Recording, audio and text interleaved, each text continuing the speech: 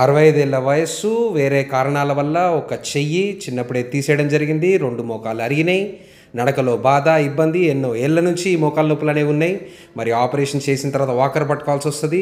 మోకాళ్ళ మార్పిడి చేసిన తర్వాత వాకర్ పట్టుకోగలుగుతానా లేదా, చెయ్యి ఇబ్బంది ఉంది కాబట్టి అటువంటి ప్రశ్నలతో సార్ నా దగ్గర రావడం జరిగిందండి.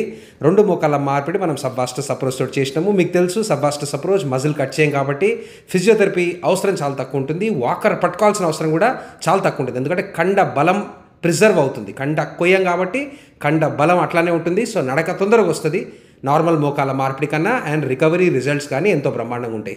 పేషెంట్ నొప్పిలో ఉన్నాడా లేడా అనేది ముఖ కవలికలతో తెలిసిపోతుంది అంటామండి. రైట్, ఫేషియల్ అపియరెన్స్ మీరు చూసినట్లయితే ప్రశాంతంగా ఉన్నారు సారు, ఎటువంటి ఇబ్బంది లేదు. ముఖం పైన చిరునవ్వుతో కూర్చుంటున్నారు, లేస్తున్నారు, తన పని తాను చేయించుకుంటున్నారు.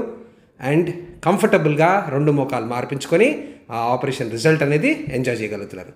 Good luck, take care.